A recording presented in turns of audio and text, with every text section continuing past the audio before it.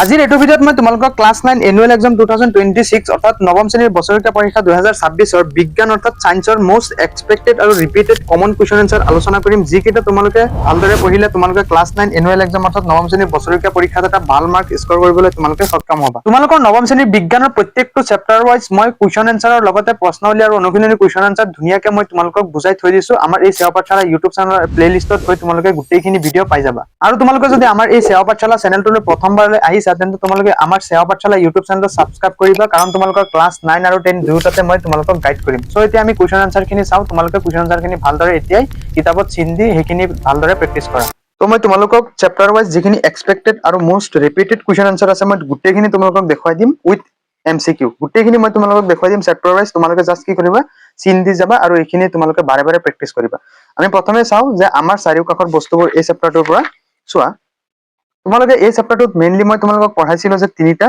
অৱস্থাত আমি বস্তুবোৰ পাওঁ যে গোটা জুলীয়া আৰু গেছীয় হয়নে তোমালোকে কি কৰিবা এই পদাৰ্থৰ যিখিনি চোৱা যে পদাৰ্থৰ তোমাৰ বৈশিষ্ট্যসমূহ তিনিটা আছে সেই তিনিটা তোমালোকে ভালদৰে চাবা এইটো চোৱা যে পদাৰ্থৰ বৈশিষ্ট্য তিনিটা কি কি যে পদাৰ্থৰ কণিকাবোৰৰ মাজত ব্যৱধান আছে তাৰপিছত কি দুই নম্বৰটো যে পদাৰ্থৰ কণিকাবোৰ অনবৰতে গতি কৰি থাকে আৰু তিনি নম্বৰটো হ'ল যে পদাৰ্থৰ কণিকাবোৰৰ মাজত কি আছে আকৰ্ষণ আছে হল এইখিনি তোমালোকে এইটো যিটো প্ৰশ্নাৱলী অৰ্থাৎ পেজ নম্বৰ 3 প্ৰশ্নাৱলীৰ যিটো 1ৰ কুৱেশ্যন নম্বৰ 4 আছে যে পদাৰ্থৰ কণিকাবোৰৰ বৈশিষ্ট্যবিলাক কি কি তোমালোকে এই কুৱেশ্যনটো ভালদৰে চাই থবা ঠিক আছে ইয়াৰ পিছত তোমালোকে চোৱা ইয়াতে তোমালোকৰ যিটো প্ৰথম যিটো হেৰি আছে পেজ আছে তাতে চোৱা যে ভৰৰ SI একক কিলোগ্ৰাম এটো এটা আছে হয়নে তোমালোকে এই বস্তুটো ভালদৰে শিকি লবা কাৰণ এই সৰু সৰু এইবোৰৰ পৰা কিন্তু MCQ আহে চাইছানে ভালদৰে তাৰপিছত আমি আগবাঢ়ো চোৱা মই যিখিনি দেখুৱাই দিম তোমালোকে এইখিনি ভালদৰে প্ৰিপেয়াৰ কৰি পৰীক্ষালৈ যাবা ঠিক আছে চোৱা যে প্ৰবাহী কাক কয় যে জুলীয়া পদাৰ্থৰ নিজা আকৃতি নাই কিন্তু নিৰ্দিষ্ট কি আছে আয়তন আছে জুলীয়া মানে ধৰা এই পানী বা তেল যিখিনি আছে বা তোমাৰ গাখীৰ ধৰিব পাৰা সিহঁতক যি পাত্ৰত ৰখা হয় তাৰে আকৃতি লৈ জুলীয়া পদাৰ্থ বৈ যাব পাৰে আকাৰ সলাব পাৰে গতিকে ইহত কি নহয় দৃঢ় নহয় আৰু ইহত প্ৰবাহী বুলি কোৱা হয় এইখিনি চাবা ঠিক আছে ইয়াৰ পিছত তোমালোকে কি কৰিবা এই LPG আৰু চোৱা LPG আৰু CNG এইখিনি তোমালোকে জানাই LPG মানে কি তৰলীকৃত পেট্ৰলিয়াম গেছ আৰু CNG কি তৰলীকৃত প্ৰাকৃতিক গেছ এইখিনি তোমালোকে ভালদৰে চাই থবা ঠিক আছে ইয়াৰ পিছত তোমালোকে আগবাঢ়া চোৱা এতিয়া আমি নেক্সট আগবাঢ়ো এইটো চোৱা যে বৰফৰ গলনাংক কিমান 273.16 কেলভিন এইখিনি তোমালোকে ভালদৰে চাবা তাৰপিছত আৰু পেজ নম্বৰ 7ৰ একেবাৰে তলফালে তোমালোকে চোৱা যে উষ্ণতাৰ SI একক হৈছে কেলভিন এইটো তোমালোকে MCQৰ কাৰণে মোস্ট ইম্পৰ্টেন্ট কুৱেশ্যন ঠিক আছে তোমালোকে এইটো চাই থবা তাৰপিছত আমি আগবাঢ়ো চোৱা তোমালোকে এইফালে চোৱা যে পেজ নম্বৰ 8ৰ তলফালে আছে যে গেছৰ চাপজোকা একক কি যে এটমস্ফিয়াৰ আৰু চাপৰ একক হৈছে পাস্কেল এই দুটা বস্তু তোমালোকে চাই থবা ঠিক আছে ইয়াৰ পিছত আমি নেক্সট আগবাঢ়ো চোৱা তোমালোকে এই পেজ নম্বৰ যিটো 9ৰ এই কেলভিনলৈ কনভাৰ্ট কৰা বা সেলসিয়াছলৈ ডিগ্ৰী সেলসিয়াছলৈ কনভাৰ্ট কৰা যিখিনি আছে কুৱেশ্যন এই দুটা তোমালোকে চাই থবা প্ৰশ্নাৱলী 1 আৰু 2 এই দুটা কুৱেশ্যন তোমালোকে চাই থবা কাৰণ তোমালোকৰ হয়তো এই যিখিনি হেৰি আছে এইখিনি খলাই বেলেগ দিব পাৰে কিন্তু তোমালোকে যদি নিয়মটো জানা তোমালোকে পাৰি যাবা মই তোমালোকক শিকাইছিলো ক্লাছত উইথ এলং উইথ MCQৰ সৈতে তাৰপিছত প্ৰশ্নাৱলী তোমালোকৰ পেজ নম্বৰ 10ৰ প্ৰশ্নাৱলীখিনি চোৱা ইয়াতে তোমালোকে কি কৰিবা দুইটো শিকিবা যে গ্ৰীষ্মকালত মাটিৰ কলহৰ পানী ঠাণ্ডা হৈ থাকে কিয় এইটো চাবা আৰু তোমালোকে গ্ৰীষ্মকালত কি ধৰণৰ কাপোৰ পিন্ধিব লাগে এই কুৱেশ্যনটো চাবা এই দুটা চালে তোমালোকৰ হৈ যাব ঠিক আছে এইখিনি চাবা তাৰপিছত তোমালোকে অনুশীলনী মই এইখিনি কৈছো হয়নে নহয় যে সেলসিয়াছত প্ৰকাশ কৰা কেলভিনৰ পৰা এইখিনি তোমালোকে জানাই তথাপি এইখিনি চাই ল'বা তাৰপিছত কাৰণ দৰ্শোৱাৰ ভিতৰত তোমালোকে দূৰৰ পৰা আঁতৰৰ গোন্ধ কিয় পোৱা যায় বা তোমাৰ আঞ্জা বা এনেকুৱা হেৰি গৰম কৰিলে উত্তপ্ত কৰিলে তাৰ গোন্ধখিনি চাৰিওপাশে কিয় আৱৰি যায় সেই বস্তুখিনি ভালদৰে চাবা ঠিক আছে তাৰপিছত চোৱা যে যুক্তি দৰ্শাই ব্যাখ্যা কৰাৰ ভিতৰত তোমালোকে এই বস্তুটো চাবা যে সাধাৰণ উষ্ণতাত পানী কিয় জুলীয়া হ'ব এইখিনি তোমালোকে চাবা এইখিনি চালে তোমালোকৰ চেপ্টাৰ 1ৰ হৈ যাব মই যিখিনি দেখুৱাইছো তাৰপিছত আমি নেক্সট আগবাঢ়ো 2 নম্বৰ যিটো চেপ্টাৰ আছে যে আমাৰ চাৰিওকাষৰ পদাৰ্থবোৰ বিশুদ্ধনে এই চেপ্টাৰটোত তোমালোকে এই চেপ্টাৰটোত ফাৰ্ষ্ট জানিব লাগিব যে সমসত্ব আৰু অসমসত্ব মিশ্ৰণৰ মাজৰ যিটো পাৰ্থক্য তাৰপিছত তোমালোকে কি কৰিবা এইফালে চোৱা যে 15 পেজৰ এটা ইয়েলো কালাৰৰ এটা বক্স আছে যে সংকৰ ধাতু তোমালোকৰ হয়তো শৰ্ট কুৱেশ্যন আহিব পাৰে যে সংকৰ ধাতু মানে কি তোমালোকে লিখিবা যে সংকৰ ধাতু মানে হল দুই বা ততোধিক ধাতু নাইবা এটা ধাতু আৰু এটা অধাতুৰ সমসত্ব মিশ্ৰণ ঠিক আছে তাৰপিছত উদাহৰণ হিচাপে কি পিতল তাৰপিছত কি জিংক আৰু কপাৰ এইখিনি তোমালোকে ভালদৰে এনেকে চাই থবা ঠিক আছে তাৰপিছত তোমালোকে দ্ৰৱণৰ ধৰ্ম এইখিনি ভালদৰে চাবা দ্ৰৱণৰ যিকোনো দুটা ধৰ্ম যদি তোমালোকে জানা তোমালোকৰ হৈ যাব যে দ্ৰৱণ এটা সমসত্ব মিশ্ৰণ এইখিনি চাবা ঠিক আছে তাৰপিছত সংপৃক্ত অসংপৃক্ত এইখিনি আছেই প্ৰশ্নাৱলীত মই সেইখিনি দেখুৱাই দিম আৰু তোমালোকে কি কৰিবা উদাহৰণ 2.1 চাই থবা ঠিক আছে তাৰপিছত প্ৰলম্বন কি এই প্ৰলম্বনটো তোমালোকে চাই থবা আৰু কলয়ডীয় দ্ৰৱণ যিটো আছে এইটো মোষ্ট ইম্পৰ্টেণ্ট যে কলয়ডীয় দ্ৰৱণ ঠিক আছে তোমালোকে চোৱা ফিজিক্সৰ কাৰণে তোমালোকে কি কৰিবা যিখিনি তোমালোকৰ প্ৰশ্নাৱলী আৰু উদাহৰণ আছে উদাহৰণ বেছি ফকাস কৰিবা আৰু তোমালোকৰ যিখিনি বায়লজি আছে মই দেখুৱাই দিম বাৰু এইটো চোৱা কলয়ডীয় দ্ৰৱৰ ধৰ্মৰ তোমালোকে দুটা ধৰ্ম শিকি ল'বা এইখিনি আছে মই দেখুৱাই দিম হ'ব এইটো চোৱা প্ৰশ্নাৱলী যিটো আছে যে উদাহৰণ দি পেজ নম্বৰ 18 যে উদাহৰণ দি সমসত্ব আৰু অসমত্ব মিশ্ৰণৰ পাৰ্থক্য লিখা এইটো তোমালোকে শিকিবা মাষ্ট শিকিবা এইটো আহিবই ঠিক আছে তাৰ পিছত আমি আগবাঢ়ো চোৱা তোমালোকৰ পেজ নম্বৰ 24 প্ৰশ্নাৱলীৰ এই যিটো 2 নম্বৰ কুৱেশ্যন আছে এই তিনিওটা কিন্তু তোমালোকে ভালদৰে চাই থবা যে তলৰ মিশ্ৰণবোৰৰ পৃথকীকৰণৰ পদ্ধতিৰ নাম দৈৰ পৰা মাখন আঁতৰোৱা পদ্ধতিটোৰ নাম কি সাগৰৰ পানীৰ পৰা নিমখ তাৰপিছত নিমখৰ পৰা কৰপৰি এইখিনি তোমালোকে চাই থবা হ'ব তাৰপিছত আগবাঢ়ো আমি চোৱা তোমালোকে পেজ নম্বৰ 25 এই হালধীয়া কালাৰৰ যিটো বক্স আছে তাৰে ভিতৰত চোৱা যে দুটা মৌলক সাধাৰণ উষ্ণতাত তৰল সেইকেইটা হল মাৰ্কিউৰি আৰু ব্ৰোমিন ইয়াৰ পৰা তোমালোকে এমচিকিউ মাষ্ট পাবাই যে সাধাৰণ উষ্ণতাত তৰল দুটা মৌলৰ নাম লিখা তোমালোকে লিখিব লাগিব মাৰ্কিউৰি আৰু ব্ৰোমিন বুজি পাইছা মই কি কৈছো তাৰপিছত আমি আগবাঢ়ো চোৱা পেজ নম্বৰ 25 এই তলফালে চোৱা মই আন্ডাৰলাইন কৰি দিছো এইটো চোৱা কিছুমান মৌলৰ ধৰ্ম ধাতু আৰু অধাতুৰ মাজতে এইবোৰক ধাতুকল্প বোলে উদাহৰণ হল বৰণ সিলিকন আৰু জাৰ্মিনিয়াম তোমালোকৰ পৰীক্ষাত আহিব কেনেকে সেইটো চোৱা পৰীক্ষাত আহিব যে ধাতুকল্প মানে কি যিকোনো দুটা উদাহৰণ লিখা তোমালোকে লিখিব লাগিব যে কিছুমান মৌলৰ ধৰ্ম ধাতু আৰু অধাতুৰ মাজতে থাকে এইবোৰক কি বোলে ধাতুকল্প বোলে উদাহৰণস্বৰূপে কি বৰণ সিলিকন আৰু জাৰ্মিনিয়াম হয়তো তোমাৰ দুটা দিব পাৰে বা তিনটা দিব পাৰে বুজি পাইছে মুঠতে এই বস্তুটো তোমালোকে চাবাই ওকে আমি এতিয়া নেক্সট আগবাঢ়ো চোৱা তোমালোকে মিশ্ৰণ আৰু যৌগৰ এইটো পাৰ্থক্যটো চাই থবা তাৰপিছত চোৱা যে মই অনুশীলনী বহুতে ভাবে অনুশীলনীৰ পৰা পঢ়িব নালাগে কিন্তু অনুশীলনীৰ পৰাও কিন্তু কমন পৰে তোমালোকে অনুশীলনী কেতিয়াও কি নকৰিবা ইগনোৰ নকৰিবা চোৱা উদাহৰণ দি এইটো চোৱা 4 নম্বৰ যিটো আছে পেজ নম্বৰ 29 তোমালোকে সংপৃক্ত দ্ৰৱটো চাবা তাৰপিছত কলয়ত যিটো আছে এইটো চাবা হ'ব তাৰপিছত আমি আগবাঢ়ো চোৱা এইটো টিন্ডেল প্ৰভাৱটো তোমালোকে চাবা টিন্ডেল প্ৰভাৱ অৰ্থাৎ 29 পেজত 9 নম্বৰ যিটো কুৱেশ্যন আছে যে কোনটোৱে কি কৰে টিন্ডেল প্ৰভাৱ দেখুৱায় এইটো চাবা আৰু কোনটোৱে নেদেখুৱায় সেইটোও চাই থবা এইটো চোৱা মই তোমালোকক দেখুৱাই দিওঁ এই কুৱেশ্যনটোৰ কাৰণে তোমালোকে টিন্ডেল প্ৰভাৱৰ যিটো কুৱেশ্যন আছে তোমালোকে পেজ নম্বৰ 17 যোৱা আকৌ পেজ নম্বৰ 17 এই এটা যিটো হেৰি আছে চোৱা তলফালে যে কপাৰ সালফেটৰ দ্ৰৱণে টিন্ডেল প্ৰভাৱ নেদেখুৱায় আৰু গাখীৰ পানীৰ মিশ্ৰণত টিন্ডেল প্ৰভাৱ দেখুৱায় এই দুটা পইণ্ট তোমালোকে ভালদৰে শিকি ল'বা ইয়াৰ পৰা তোমালোকৰ শৰ্ট কুৱেশ্যন কাটে বুজি পাইছা তোমালোকৰ কুৱেশ্যন আহিব যে টিন্ডেল প্ৰভাৱ ক'ত দেখুৱায় তোমালোকে লিখিব লাগিব গাখীৰ পানীত আৰু ক'ত নেদেখুৱায় যে কপাৰ সালফেটৰ দ্ৰৱণত টিন্ডেল প্ৰভাৱ নেদেখুৱায় বুজি পাইছা কনসেপ্ট ক্লিয়াৰ হ'ল অৰ্থাৎ এই ইয়াৰ পৰা তোমালোকৰ কুৱেশ্যন কিন্তু কাটিব পাৰে হ'ব ঠিক আছে এইখিনি চালে তোমালোকৰ হৈ যাব এতিয়া আমি নেক্সট আগবাঢ়ো যেটো 3 নম্বৰ চেপ্টাৰ আছে যে অণু আৰু পৰমাণু সো মই তোমালোকক কনসেপ্ট ওয়াইজ ধুনিয়াকে অলৰেডি পঢ়াই থৈছো গোটেইখিনি চেপ্টাৰ মই একেবাৰে কনসেপ্ট ওয়াইজ থ্ৰলি মই পঢ়াইছো এলং উইথ এমসিকিউ গতিকে মই ভাবো তোমালোকে যদি ক্লাস যদি এটেন্ড কৰা নাই তোমালোকে এতিয়া যদি কমনৰ কুৱেশ্যন খিনিও যদি পঢ়ি যোৱা তোমালোকে সায়েন্সত এটা ভাল মাৰ্কস স্কোৰ কৰিবলৈ সক্ষম হ'বা কিন্তু যদি তোমালোকৰ যদি টাইম আছে যদি তোমালোকে কনসেপ্ট বুজি লবলৈ তোমালোকৰ যদি টাইম আছে তোমালোকে এই লং ভিডিওখিনি চাই লবা আমাৰ এইটো চেনেলতে আছে প্লেলিস্ট এটা আছে ক্লাস 9 সায়েন্স বুলি তাতে গোটেইখিনি ক্লাস মই কৰাই দিছো তোমালোকৰ সায়েন্সৰ এতিয়া অণু আৰু পৰমাণু এই চেপ্টাৰটোৰ পৰা তোমালোকে কোনখিনি চাবা মই তোমালোকক দেখুৱাই দিও তোমালোকে এইটো চেপ্টাৰত ফাৰ্স্ট শিকিবা স্থিৰানুপাত বিধি ঠিক আছে চোৱা যে স্থিৰানুপাত বিধি মতে এটা ৰাসায়নিক যৌগত মৌলসমূহ সদায় নিৰ্দিষ্ট ভৰৰ অনুপাতত থাকে যৌগ আৰু মৌল মই তোমালোকক অলৰেডি বুজাইছো হ'ব তাৰ পিছত তোমালোকে কি কৰিবা ডেল্টনৰ স্বীকাৰ্যৰ যিকোনো দুটা তোমালোকে শিকি থবা তোমালোকে এই যিখিনি শৰ্ট কে আছে এক নম্বৰটো শিকিবা যে সকলো পদাৰ্থ পৰমাণু নামৰ অতি ক্ষুদ্ৰ কণাৰে গঠিত এইটো চাবা তাৰপিছত বেলেগ বেলেগ মৌলৰ পৰমাণুবোৰৰ ভৰ আৰু ৰাসায়নিক ধৰ্মসমূহ বেলেগ বেলেগ এইটো শিকিবা মুঠতে এই চাৰিটা পইণ্ট তোমালোকে ভালদৰে শিকি থবা এইখিনি চালে তোমালোকৰ হৈ যাব ওকে এইটো চোৱা এইটো পেজ নম্বৰ 33 প্ৰশ্নাৱলী এইটো 3 নম্বৰ আৰু 4 নম্বৰ কুৱেশ্যনটো তোমালোকে চাই থবা হ'ব তাৰপিছত আমি নেক্সট আগবাঢ়ো চোৱা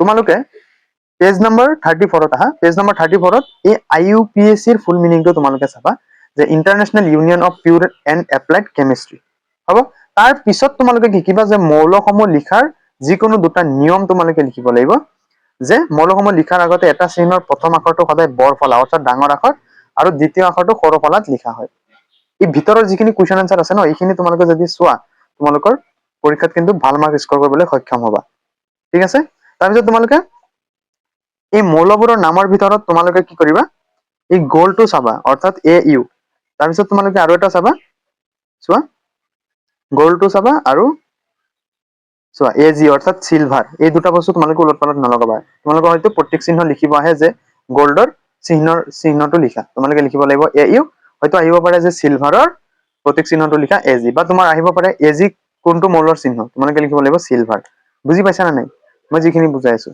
ওকে তাৰপিছত আমি নেক্সট আগবাঢ়ো চোৱা এইটো পেজ নম্বৰ 35 ৰ কুৱেশ্যন নম্বৰ 1 টো চাবা যে পাৰমাণৱিক ভৰ এককৰ সংজ্ঞা দিয়া তোমালোকে এইটো ভালদৰে চাই থবা ওকে তাৰপিছত আমি নেক্সট আগবাঢ়ো চাই থাকা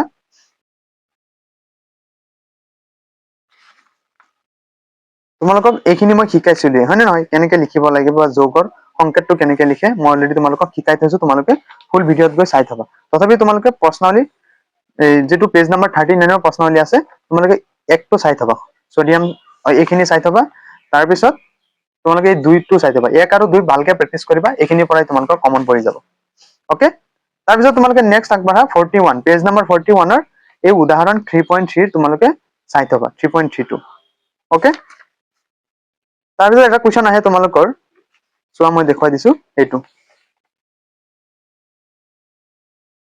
তোমালোকে আহা পেজ নম্বৰ 41 ত তোমালোকৰ লং কুৱেশ্যন বা MCQ আহিব পাৰে যে এক মলত থকা কণাৰ সংখ্যা কিমান তোমালোকে লিখিব লাগিব 6.022 * 10^23 টা এটো কিন্তু তোমালোকে ডাইৰেক্ট MCQ কমন পাবা ওকে তোমালোকে সব অংক কৰোতেও এই বস্তুটো কিন্তু বহুত প্ৰয়োজন হয় গতিকে এটো ভালদৰে চাই থবা ওকে তাৰ পিছত তোমালোকে কি কৰিবা উদাহৰণ 3.4 ৰ পৰা যিকোনো এটা চাই থবা হয়তো আহিব পাৰে কাৰণ এইকেইটা ইজি আছে আৰু মই তোমালোকক ভালদৰে বুজাইছিলো তাৰপিছত অনুশীলনীত যাবা অনুশীলনীত তোমালোকে কি কৰিবা 3 নম্বৰ যেটো কুৱেশ্যন আছে যে বহু পাৰমাণৱিক আয়নবোৰ কি যিকোনো এটা উদাহৰণ দিয়া আহিব ঠিক আছে তাৰপিছত তলৰ যৌগবোৰত থকা মৌলবোৰৰ নাম তোমালোকে এইটো পুৰাচনটো কিন্তু চাবাই মাষ্ট আৰু বেকিং পাউডাৰ কাৰণ এইখিনি তোমালোকে 10 ত গৈ পাবা গতিকে এইখিনি তোমালোকৰ লাগিবই তাৰপিছত তোমালোকে 8 আৰু 9 ৰ এই দুটা চাই থবা মই অলৰেডি তোমালোকক বুজাইছিলো লং কুৱেশ্যন লং যেটো হেৰি আছে ক্লাস তাতে কিন্তু তোমালোকে এতিয়াও এইখিনি চাই থবা ওকে গতিকে এইখিনি চালে তোমালোকৰ এই চেপ্টাৰটো হৈ যাব 10 নম্বৰটো চাই থবা তাৰপিছত আমি নেক্সট আগবাঢ়ো 4 নম্বৰ যেটো চেপ্টাৰ আছে যে পৰমাণুৰ গঠন সো পৰমাণুৰ গঠনত তোমালোকে ফাৰ্স্ট শিকিব লাগিব যে ৰাদাৰফোৰ্ডৰ পৰমাণু বা থমসনৰ ফাৰ্স্ট শিকি থবা যে থমসনৰ পৰমাণুবাদৰ আৰ্হি হ'ব সো মই দেখুৱাই দিও তোমালোকে পেজ নম্বৰ 49 ত আহা ইয়াৰে তোমালোকৰ 3 নম্বৰ যেটো কুৱেশ্যন আছে এটো ভালদৰে শিকিবা কাৰণ তোমালোকৰ ইয়াতে চিত্ৰ আছে যেহেতু আৰু এটো পৰীক্ষাত কমন পৰাৰ খুব চান্স আছে হ'ব তাৰ পিছত তোমালোকে এই থমসনৰ বা ৰাদাৰফোৰ্ডৰ এটা কথা মনত ৰাখিবা যে ৰাদাৰফোৰ্ডৰ পৰমাণুবাদৰ আৰ্হি সীমাবদ্ধতাৰ পৰা যিকোনো এটা কিন্তু তোমালোকে কমন পাবা মুঠতে যিখিনি হেৰি আছে এই বস্তুখিনিৰ পৰা তোমালোকে যিকোনো এটা কমন পাবা যেনে ধৰা এই থমসনৰ পৰমাণুবাদৰ আৰ্হি ৰাদাৰফোৰ্ডৰ পৰমাণুবাদৰ আৰ্হি হয় নহয় বৰৰ পৰমাণুবাদৰ আৰ্হি যিকোনো এটা কমন পাবা কিন্তু ওকে তাৰ পিছত চোৱা পেজ নম্বৰ 50 ৰ তোমালোকে প্ৰশ্নাৱলী 1 টো চাবা যে কাৰ্বন আৰু সোডিয়াম পৰমাণুত ইলেক্ট্ৰনৰ বিতৰণ দেখুৱা ইলেক্ট্ৰনৰ বিতৰণটো তোমালোকে দেখুৱাব লাগে ওকে তাৰ পিছত তোমালোকে আগবাঢ়া এই তালিকাখন যিখন আছে মই তোমালোকক কনসেপ্ট ওয়াইজ যেটো ক্লাস লৈছিলো গুটেইখিনি একদম ধুনিয়াকে বুজাই দিছিলো গতিকে এইখিনি যদি জানা তোমালোকে এই কেমিষ্ট্ৰিটো কৰিব পাৰিবা কেমিষ্ট্ৰিৰ পাৰ্টটো তথাপি মই ইম্পৰ্টেন্ট দেখুৱাই দিও তোমালোকে কি কৰিবা এই প্ৰশ্নাৱলী এটো একটো চাবা ক্লোৰিন সালফাৰ আৰু মেগনেছিয়ামৰ যোজ্যতা কেনেদৰে পাবা হয়তো তোমাক দিব পাৰে যে ক্লোৰিনৰ যোজ্যতা নিৰ্ণয় কৰা বুজি পাইছা নাই মুঠতে কুৱেশ্যন একেটাই ইয়াৰ কুৱেশ্যন একেটাই কিন্তু কি কৰিব জাস্ট অকমান আক মাৰি দি দিব যে ক্লোৰিনৰ যোজ্যতা নিৰ্ণয় কৰা তুমি কি কৰিব লাগিব উলিয়াব লাগিব তাৰপিছত নেক্সট ইম্পৰ্টেন্ট যেটো হেটো হল সমস্থানিক মই তোমালোকক অলৰেডি বুজাইছিলো তথাপি মই তোমালোকক কমন দি দিওঁ কেইটামান চোৱা। তোমালোকে অনুশীলনীত আহিবা, অনুশীলনীত পেজ নম্বৰ 54 এইটো শিকিবাই মাষ্ট। 3 নম্বৰটো শিকিবা যে ৰাদাৰফৰ্ডৰ পৰমাণুবাদৰ আৰ্হিৰ সীমাবদ্ধতাবোৰ কি কি হ'ব। তাৰপিছত তোমালোকে পেজ নম্বৰ 55ত আহা। পেজ নম্বৰ 55ত তোমালোকে 10 নম্বৰ কুৱেশ্যনটো চাবা। 10 নম্বৰ কুৱেশ্যনটো কিন্তু বহুত ইম্পৰ্টেণ্ট হৈ আছে যে যদি ব্ৰমিন পৰমাণুত এইটো চোৱা 49.7 আৰু এই দুয়োটা যোগ কৰিলে 100% হয়। মই তোমালোকক দেখুৱাইছিলো কোনটো নিয়ম ইউজ কৰিব লাগে। তোমালোকে এই কুৱেশ্যনটো মাষ্ট শিকিবাই। ওকে, তাৰপিছত তোমালোকে কি কৰিবা, কুৱেশ্যন নম্বৰ 17 এইটো চাবা যে ক্লৰিন আয়নত যুযতাৰ ইলেক্ট্ৰনৰ সংখ্যা কিমান। ওকে, তাৰপিছত আমি আগবাঢ়ো চোৱা পেজ নম্বৰ চেপ্টাৰ 5ত যে জীৱৰ মৌলিক একক। জীৱৰ মৌলিক একক এই চেপ্টাৰটোৰ পৰা তোমালোকে কোষ কোনে আৱিষ্কাৰ কৰিছিল সেইটো চাবা, যে ৰবাৰ্ট হুকে এই চেল বুলি আখ্যা দিছিল সেইটো। ঠিক আছে, এইটো চোৱা ৰবাৰ্ট হুকে কি কৰিছিল, অনুবীক্ষণ যন্ত্ৰত কোষত ধৰা পেলাইছিল। এইটো চোৱা পেজ নম্বৰ 58ত তোমালোকে যিটো হালধীয়া হেৰি দেখা পাইছা তাতে তোমালোকৰ গোটেইখিনি আটাইখিনি কুৱেশ্যন আছে চোৱা।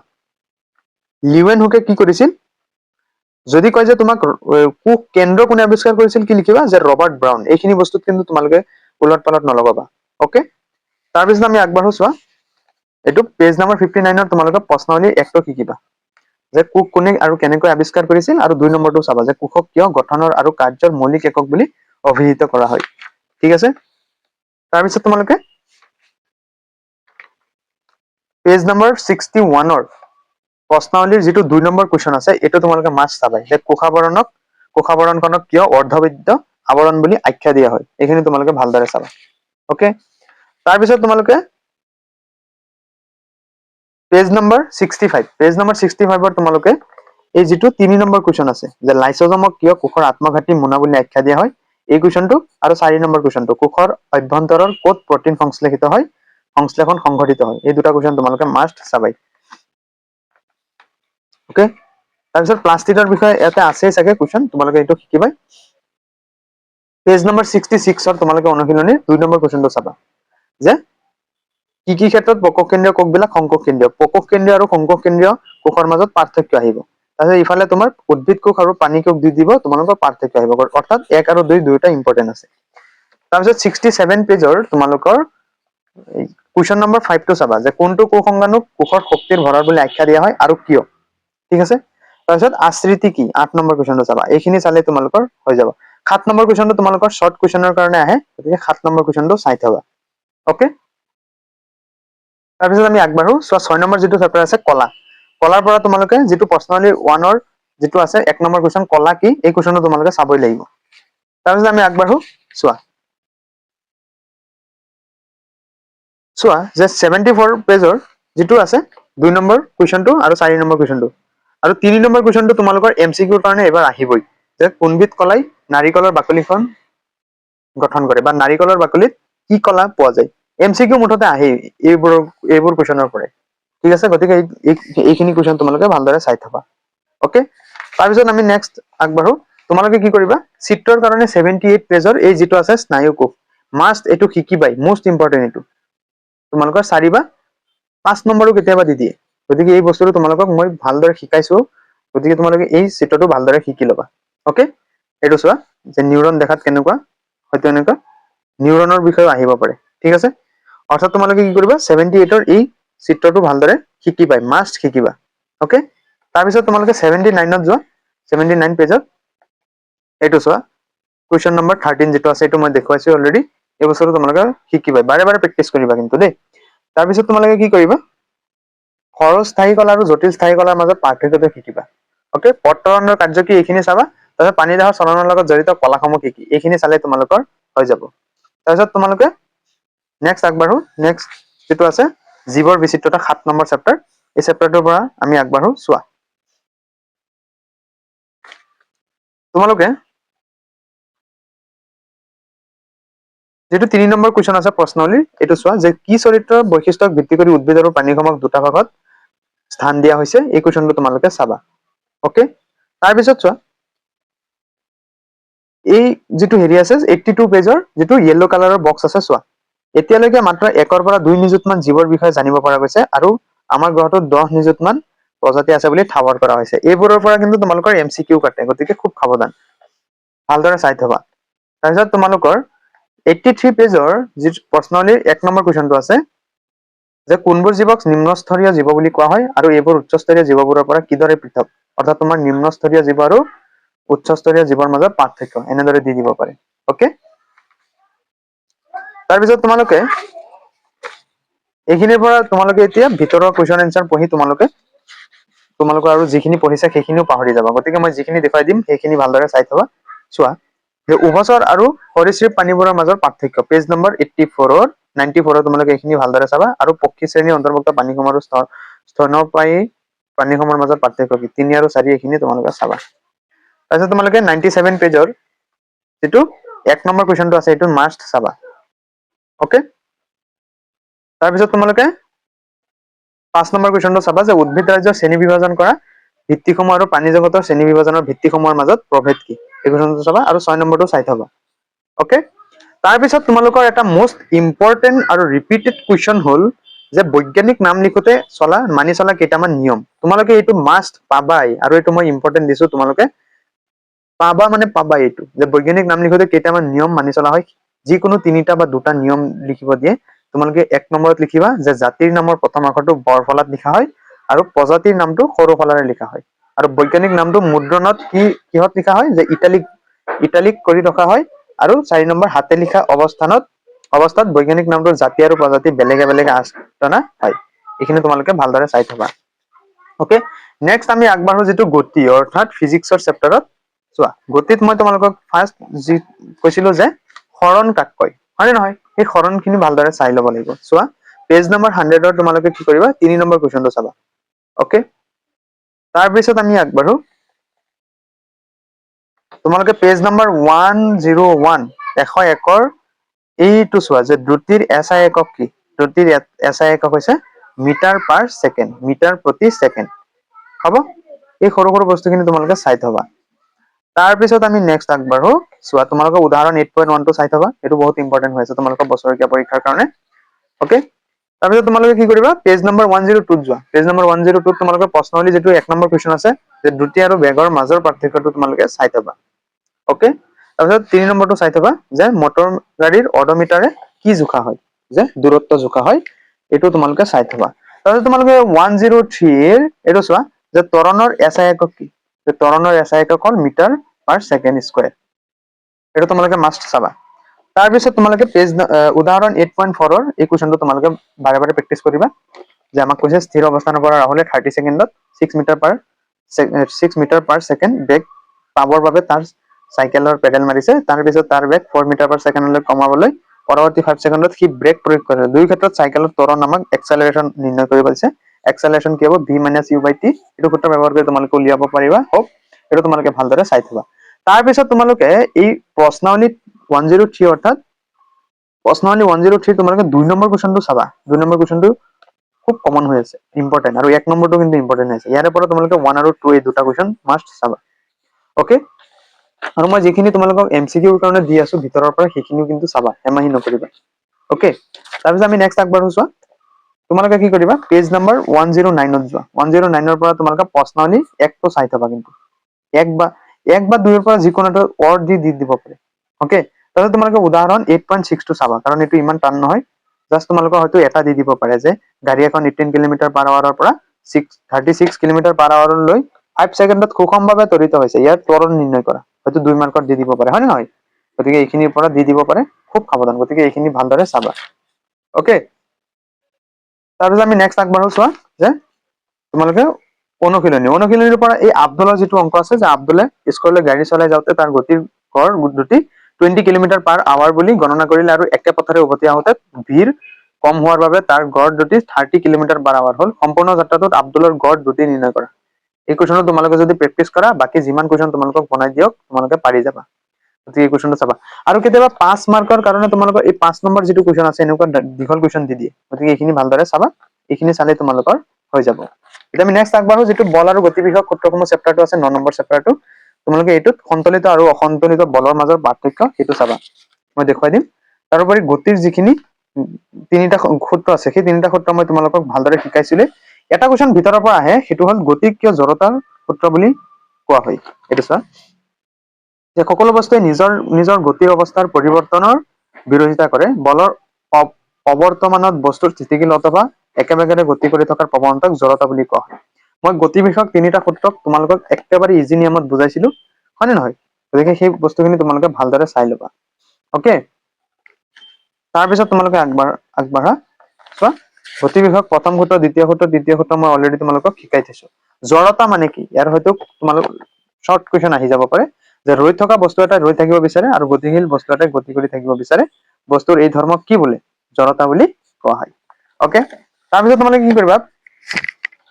পেজ নম্বৰ 118, 118 যিটো 3 নম্বৰ কুৱেশ্যন আছে, এই 3 নম্বৰ কুৱেশ্যন তোমালোকে শিকি থবা। যে গছৰ ডাল এডাল জোৰকৈ জোকাৰি দিলে কিছুমান পাত কিয় সৰি পৰে? ব্যাখ্যা কৰা, এইটো চাবা। তাৰপিছত তোমালোকে পেজ নম্বৰ 119ত চোৱা, এইটো চোৱা, যে ভৰবেগৰ এছআই একক কি? যে কিলোগ্ৰাম মিটাৰ প্ৰতি ছেকেণ্ডত, কিলোগ্ৰাম পাৰ মিটাৰ পাৰ ছেকেণ্ড। এইটো তোমালোকে ভালদৰে চাই থবা। অ'কে, তাৰপিছত এটা মোষ্ট ইম্পৰ্টেণ্ট আৰু ৰিপিটেড কুৱেশ্যন, যিটো তোমালোকৰ বছৰেকীয়া পৰীক্ষাত আটাইবোৰ বেছিভাগ ডিষ্ট্ৰিক্টত তোমালোকৰ এই কুৱেশ্যনটো কিন্তু কাটে, যে গতি বিষয়ক দ্বিতীয় সূত্ৰৰ গাণিতিক ৰূপ দেখুওৱা। 5 মাৰ্কত চিধা দি দিয়ে বা 4 মাৰ্কত। গতিকে এই বস্তুটো তোমালোকে ভালদৰে চাবা, যে গতি বিষয়ক দ্বিতীয় সূত্ৰৰ গাণিতিক ৰূপ দেখুওৱা বা প্ৰকাশ কৰা। 4 মাৰ্কৰ বা 3 মাৰ্কৰ কাৰণে দিয়ে। গতিকে এইটো ভালদৰে চাই থবা। অ'কে, তাৰপিছত আমি আগবাঢ়ো। চোৱা, যে বলৰ একক, চোৱা 119ৰ এইটো, যে বলৰ একক কি? বলৰ একক মই তোমালোকক অলৰেডি কৈছোৱেই, যে ভৰবেগৰ যিটো সেইটোৱে, যে কিলোগ্ৰাম মিটাৰ প্ৰতি পাৰ ছেকেণ্ড। অ'কে, বা নিউটন। বলৰ একক কি? এইটো বা নিউটন, আৰু ইয়াৰ চিহ্ন কি? এন। অ'কে, ঠিক আছে। তাৰপিছত তোমালোকে কি কৰিবা? উদাহৰণ, এইখিনিৰ পৰা কিন্তু উদাহৰণ ভালদৰে চাবা। উদাহৰণ তোমাৰ যিটো 9.1 আছে, পেজ নম্বৰ 120, এইটো তোমালোকে ভালদৰে চাই থবা। এইটো কিন্তু ইম্পৰ্টেণ্ট আছে। তাৰপিছত আমি নেক্সট আগবাঢ়ো। চোৱা, নেক্সট তোমালোকে 1 2 4 অৰ্থাৎ 124 পেজৰ এই বস্তুটো চাবা, যে বাহ্যিক অসন্তুলিত বলে ক্ৰিয়া নকৰা পৰ্যন্ত দুটা বস্তুৰ সংঘাতৰ আগৰ মুঠ ভৰবেগ সংঘাতৰ পিছৰ মুঠ ভৰবেগৰ সমান হ'ব। ইয়াকে ভৰবেগৰ সংৰক্ষণ সূত্ৰ বুলি জনা যায়। ভিতৰৰ পৰা কিন্তু কুৱেশ্যন কাটে, যে ভৰবেগৰ সংৰক্ষণৰ সূত্ৰ মানে কি? হ'ব, 2 মাৰ্কৰ এটা দি দিয়ে। তাৰপিছত আমি নেক্সট আগবাঢ়ো। তোমালোকে এই ফিজিক্সৰ এই চেপ্টাৰখিনিৰ কাৰণে ইমান টেনচন নল'বা, একেবাৰে ইজি কুৱেশ্যন কাটে।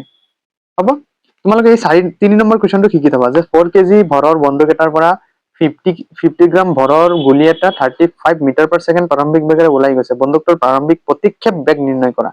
হ'ব, এইখিনি তোমালোকে ভালদৰে চাই থবা। এইখিনি মই দেখুৱাইছো 127ত। চোৱা, যে ভৰি হৈছে জড়তাৰ জোখ, ইয়াৰ এছআই একক হৈছে কিলোগ্ৰাম।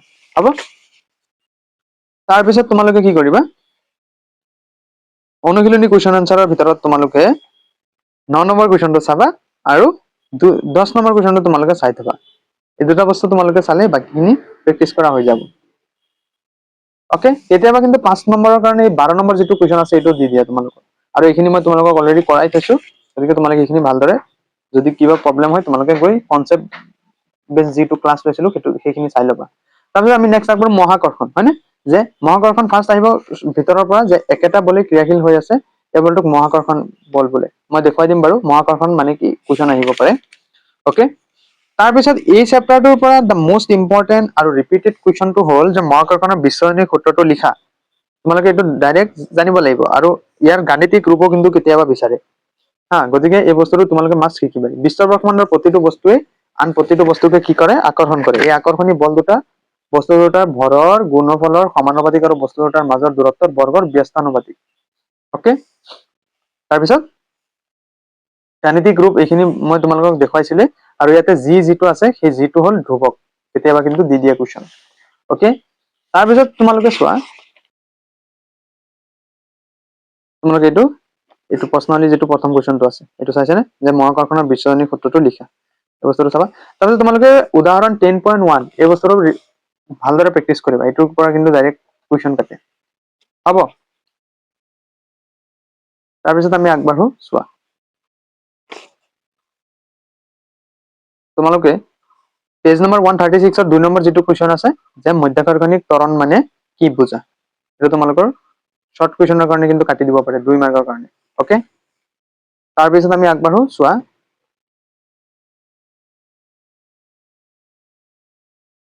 তোমালোকৰ হয়তো শৰ্ট কুৱেশ্যনৰ কাৰণে মই দেখুৱাই দিওঁ ৰবা দুই এটা কুৱেশ্যন তোমালোকে পেজ নম্বৰ 138 আহা পেজ নম্বৰ 138 এই 2 নম্বৰ যেটো কুৱেশ্যন আছে চন্দ্ৰপৃষ্ঠত বস্তু এটাৰ ওজন ভূপৃষ্ঠৰ ওজনৰ 1/6 অৰ্থাৎ 6 ভাগৰ 1 অংশ কিয় হয় ব্যাখ্যা কৰা কেতিয়াবা তোমালোকৰ 3 মাৰ্কৰ কাৰণেও দি দিয়ে গতিকে এই কুৱেশ্যনটো ভালদৰে চাবা ওকে তাৰ পিছত চোৱা যে ব্লেজ পাস্কেল তোমালোকে পেজ নম্বৰ 139 চোৱা ব্লেজ পাস্কেল নামৰ বিজ্ঞানীজনৰ সন্মানত চাপৰ এছআই একক পাস্কেল মই তোমালোকক ইয়াৰ প্ৰিভিয়াস যেটো চেপ্টাৰ বুজাইছিলো তাত কৈ দিছিলো হয় নহয় যে চাপৰ এছআই একক কি পাস্কেল গতিকে এটো বহুত ইম্পৰ্টেন্ট কুৱেশ্যন ওকে তাৰ পিছত আমি আগবাঢ়ো চোৱা পেজ নম্বৰ 141ত যে প্লাবিতা মানে কি আৰু 2 নম্বৰ কুৱেশ্যনটো কিন্তু বহুত ইম্পৰ্টেন্ট হৈ আছে বস্তু এটা পানীৰ পৃষ্ঠত হলে ই উপঙা বা ডুবাৰ কাৰণ কি হয়নে যদি আমি পানীত যদি শিলগুটি দলিয়াই দিওঁ এটো কিয় ডুবি যায় বা আমি যদি কি কৰো তাৰ ওপৰত যদি পানী ঢালি দিওঁ এই বস্তুটো কিয় হেৰি হৈ থাকে বা কাঠ এটা কিয় উপঙি থাকে এই বস্তু এই কুৱেশ্যনটো তোমালোকে মাষ্ট শিকিবা ওকে তাৰ পিছত তোমালোকে কি কৰিবা এই আপেক্ষিক ঘনত্বৰ বিষয়ে কেতিয়াবা সূত্ৰটো লিখিব আহে আপেক্ষিক ঘনত্বৰ সূত্ৰটো লিখা ওকে এটো চাবা তাৰপিছত 143 অনুশীলনী তোমালোকে 5 নম্বৰ কুৱেশ্যনটো চাবা ওকে তাৰ পিছত তোমালোকে এটো মহাকৰ্ষণৰ বিশ্বজনীন সূত্ৰৰ গুৰুত্ব কিমান এটো চাবা মুক্ত অধোগমনৰ ত্বৰণ কি এটো চাবা ওকে তাৰ পিছত তোমালোকে কুৱেশ্যন নম্বৰ 12 টো চাবা চন্দ্ৰপৃষ্ঠত মহাকৰ্ষণিক বল ভূপৃষ্ঠত মহাকৰ্ষণিক বলৰ 1/6 অংশ 10 কেজি ভৰৰ বস্তু এটাৰ চন্দ্ৰপৃষ্ঠত আৰু ভূপৃষ্ঠত নিউটন এককত ওজন কিমান হ'ব এই কুৱেশ্যনটো তোমালোকে শিকি থবা ওকে তাৰপিছত আমি নেক্সট আগবাঢ়ো যেটো 11 নম্বৰ চেপ্টাৰ আছে কাৰ্য আৰু শক্তি এই চেপ্টাৰটোৰ পৰা তোমালোকে চোৱা উদাহৰণ মই দেখুৱাই দিওঁ চোৱা উদাহৰণ তোমালোকে কোনটো শিকিবা উদাহৰণ চোৱাৰ আগতে মই তোমালোকক কেইটামান দেখুৱাই দিওঁ চোৱা 149 পেজৰ এই যেটো আছে যে শক্তিৰ কেইটামান প্ৰকাৰৰ নাম লিখ বা শক্তিৰ কিছুমান হেৰি লিখিব আহে এইকেইটা কি লিখিবা যান্ত্ৰিক শক্তি তাপ শক্তি ৰাসায়নিক শক্তি বৈদ্যুতিক শক্তি আৰু পোহৰ শক্তি হয়নে তাৰপিছত কাৰ্যৰ একক কি জুল এটো তোমালোকক অলৰেডি মই দেখুৱাইছো হয় নে নহয় তাৰপিছত তোমালোকে 149 পেজৰ প্ৰশ্নাৱলী 3 নম্বৰ কুৱেশ্যনটো চাবা যে 1 জুল কাৰ্যৰ সংজ্ঞা দিয়া হ'ব তাৰপিছত 2 নম্বৰটো শিকিবা যে বস্তু এটাৰ হৰণৰ দিশত প্ৰয়োগ হোৱা বলৰ দ্বাৰা সম্পাদিত কাৰ্যৰ প্ৰকাশ ৰাশিটো লিখা এই দুটা কুৱেশ্যন কিন্তু মোষ্ট ইম্পৰ্টেন্ট হৈ আছে ওকে তাৰপিছত তোমালোকে কি কৰিবা উদাহৰণ 11.3 11.3 এই উদাহৰণটো তোমালোকে এক্সাম্পলটো ভালদৰে চাবা হ'ব তাৰপিছত তোমালোকে কি কৰিবা 152 ত যোৱা 152 ৰ 1 আৰু 2 যে বস্তু এটাৰ গতি শক্তি বুলিলে কি বুজা আৰু বস্তু এটাৰ গতি শক্তিৰ প্ৰকাশ ৰাশিটো লিখা এই দুটা কুৱেশ্যন তোমালোকে ভালদৰে চাবা ওকে তাৰ পিছত চোৱা পেজ নম্বৰ 153 উদাহৰণ 11.5 এই যেটো উদাহৰণ আছে এটো তোমালোকে শিকি থবা হ'ব তাৰ পিছত তোমালোকে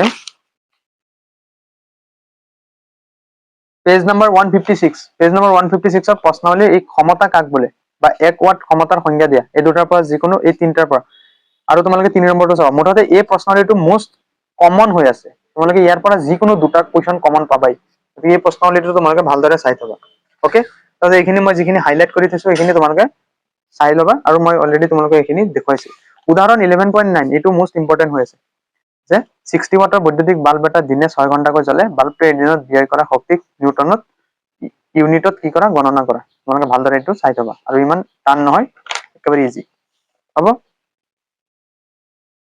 তাৰ পিছত অনুশীলনৰ পৰা তোমালোকে 10 নম্বৰ যেটো কুৱেশ্যন আছে যে 40 কেজি ভৰৰ বস্তু এটা ভূমিৰ পৰা 5 মিটাৰ ওপৰলৈ উঠোৱা হ'ল ইয়াৰ স্থিতি শক্তি কিমান হ'ব যদি বস্তুটো পৰিবলৈ দিয়া হয় তেন্তে আধা দূৰত্ব অতিক্ৰম কৰা মুহূৰ্তত তাৰ গতি শক্তি উলিওৱা এটো চাবা ওকে তাৰপিছত আমি নেক্সট আগবাঢ়ো 12 নম্বৰ যেটো চেপ্টাৰ আছে শব্দ চেপ্টাৰটোৰ পৰা কি কমন আহিব পাৰে চোৱা মাধ্যম প্ৰথমতে আহিব 161 পেজত আহা যে মাধ্যম মানে কি চোৱা যি পদাৰ্থ বা বস্তুৰ মাজেৰে শব্দৰ সঞ্চালন হয় তাকে কি বোলে মাধ্যম বোলে হ'ব এটো চাই থবা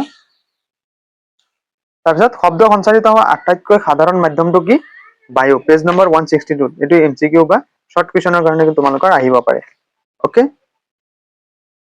তাৰপিছত আমি আগবাঢ়ো চোৱা যে শব্দ তৰংগৰ কিছুমান বৈশিষ্ট্য লিখা কি লিখিবা কম্পনাংক বিস্তাৰ আৰু দ্ৰুতি এটো তোমালোকৰ শৰ্ট কুৱেশ্যনৰ কাৰণে দি দিয়া ডাইৰেক্ট হ'ব তাৰপিছত আমি আগবাঢ়ো চোৱা পেজ নম্বৰ 164 ত আহা পেজ নম্বৰ 164 ৰ চোৱা আমাক আহিব কুৱেশ্যন আহিব যে তৰংগ দৈৰ্ঘ্যক কি চিহ্নৰে সূচোৱা হয় যে লেমডা চিহ্নৰে সূচোৱা হয় ওকে, আৰু ইয়াৰ এছআই একক কি? ইয়াৰ এছআই একক হ'ল মিটাৰ। এইটো তোমালোকে চাই থবা। আৰু এটা ইম্পৰ্টেণ্ট কুৱেশ্যন হ'ল যে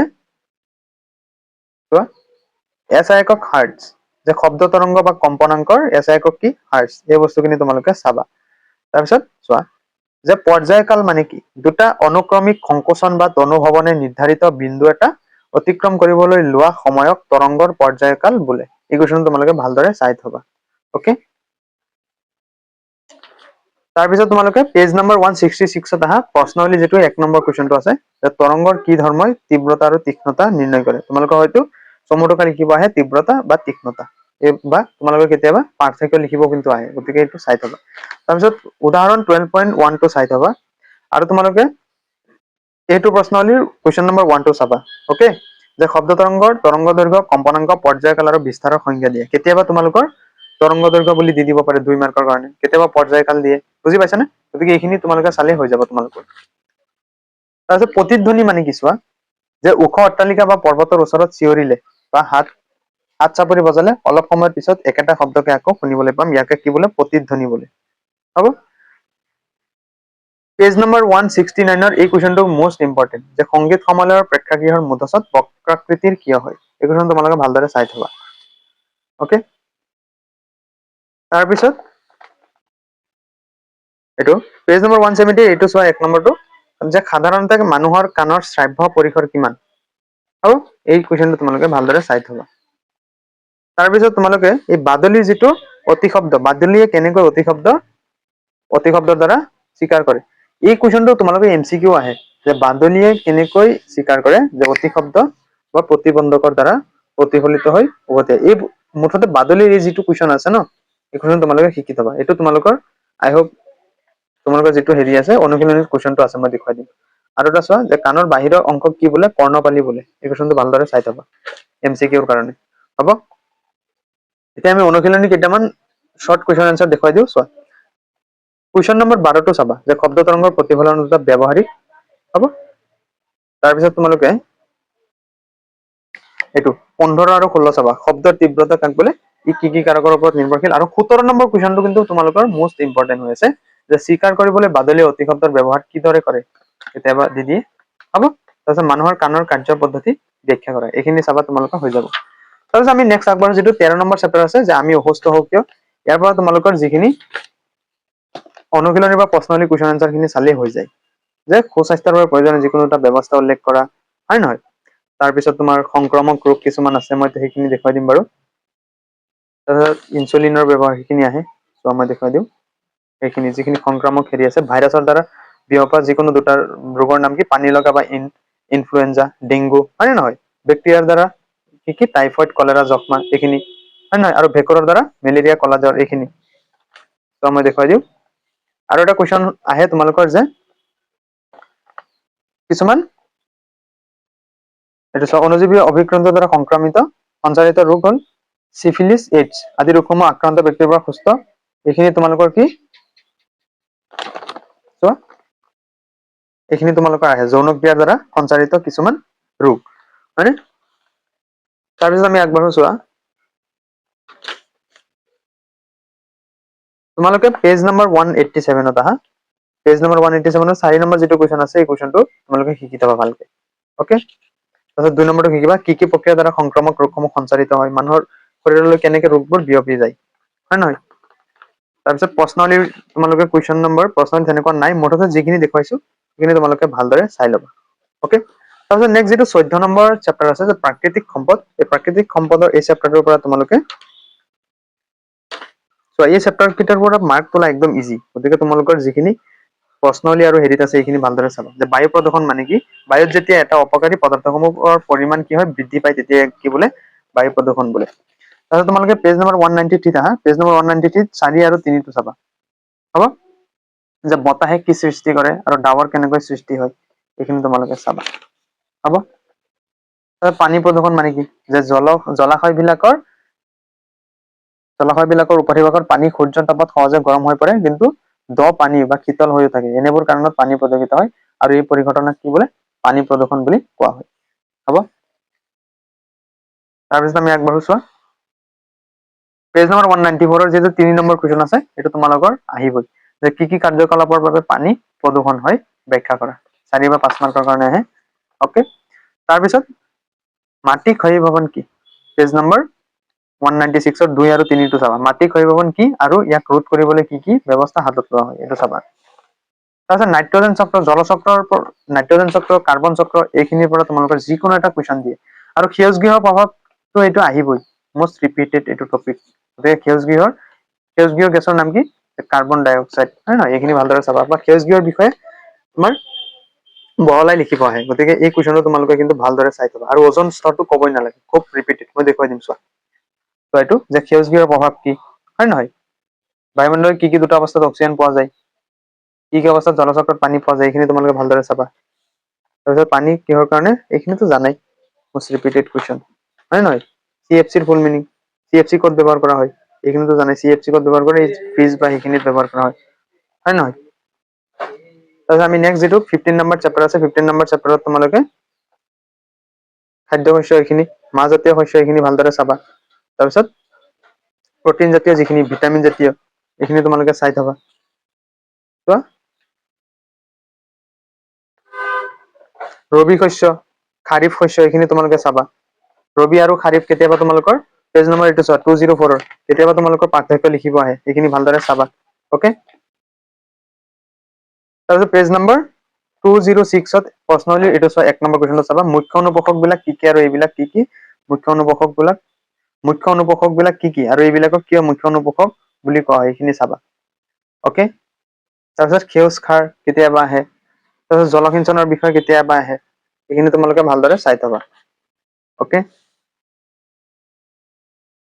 পশুপালনৰ ভিতৰৰ পৰা যিকোনো কোৱেশ্চন আহে যে গো পদ্ধতি উন্নত কৰিব পাৰে কোনটো পদ্ধতি সাধাৰণতে ব্যৱহাৰ কৰা হয় আৰু কিয় ব্যৱহাৰ কৰা হয় এইখিনি চাবা দুগ্ধ পদ্ধতি মিশ্ৰিত মীন পালনৰ সুবিধাসমূহ মৌ পালনৰ সুবিধা মুঠতে এইখিনিৰ পৰা তোমালোকে যিখিনি প্ৰশ্নলি আৰু হেৰি আছে এইখিনিৰ পৰা তোমালোকৰ ডাইৰেক্ট কমন পাই যাবা গোপালনৰ দ্বাৰা কি লাভ হয় পশুপালন বা তোমালোকৰ যিখিনি মৌ মাখি উৎপাদন সেইখিনিৰ পৰা ডাইৰেক্ট কমন কোৱেশ্চন আহি যায় গতিকে এইখিনি তোমালোকে ভালদৰে চাবা মুঠতে লাষ্টৰ যিখিনি চেপ্টাৰ আছে এই লাষ্টৰ চেপ্টাৰ খিনিৰ পৰা তোমালোকৰ মাৰ্কস স্কোৰ কৰা একদম ইজি বুজি পাইছা এই লাষ্টৰ যিখিনি চোৱা 13 14 15 বুজি পাইছা 13 14 15 এই তিনিটা চেপ্টাৰৰ পৰা তোমালোকৰ ডাইৰেক্ট 10 বা 15 নম্বৰ তোমালোকে এনেই পাই যোৱা গতিকে এই চেপ্টাৰ তিনিটা তোমালোকে ভালদৰে কভাৰেজ কৰি ল'বা এই তিনিটা চেপ্টাৰ তোমালোকে যদি আগতীয়াকৈ শেষ কৰি থৈ দিয়া তোমালোকৰ বিজ্ঞানত ভাল মাৰ্কস স্কোৰ কৰা একদম গোল্ডেন চান্স এই লাষ্টৰ চেপ্টাৰ কেইটা গতিকে মই যিখিনি কমন দেখুৱাইছো এইখিনি তোমালোকে ভালদৰে পঢ়িবা এইখিনিৰ পৰা ডাইৰেক্ট কমন পাই যাবা আৰু তোমালোকৰ কোনটো সাবজেক্ট লাগে তোমালোকে কমেন্ট সেকশনত জনাবলৈ নাপাহৰিবা আৰু তোমালোকে আজিৰ ভিডিঅটো লাইক কৰি আমাৰ সেৱা পাঠশালা ইউটিউব চেনেলটো সাবস্ক্ৰাইব কৰিবা গতিকে আজিলৈ আহিছো আৰু তোমালোকৰ পৰীক্ষাৰ কাৰণে অল দা বেষ্ট চেনেলটো সাবস্ক্ৰাইব কৰি ল'বা সো এইখিনি পঢ়িলে তোমালোকৰ নৱম শ্ৰেণীৰ বছৰীয়া পৰীক্ষাৰ বিজ্ঞানত তোমালোকে এটা ভাল মাৰ্ক স্কোৰ কৰিবলৈ তোমালোকে সক্ষম হ'বা তোমালোকে আমাৰ এই সেৱা পাঠশালা ইউটিউব চেনেলটো সাবস্ক্ৰাইব কৰি ৰাখিবা আৰু তোমালোকে আমাৰ হোৱাটছআপ চেনেলত জয়েন হৈ ল'বা কাৰণ হোৱাটছআপ চেনেলত মই তোমালোকক বিভিন্ন PDF ৰ লগতে মডেল কোৱেশ্চন আনসাৰ দি থাকো আৰু তোমালোকক ফ্ৰী অফ কষ্টত মই গাইড কৰি থাকো গতিকে তোমালোকে হোৱাটছআপ চেনেলত জয়েন হৈ ল'বা হোৱাটছআপ চেনেলৰ লিংক মই ভিডিঅ ডেসক্ৰিপশন বা পিন কমেন্টত দি ৰাখিম বা তোমালোকে এইটো স্ক্যান কৰিও জয়েন হ'ব পাৰা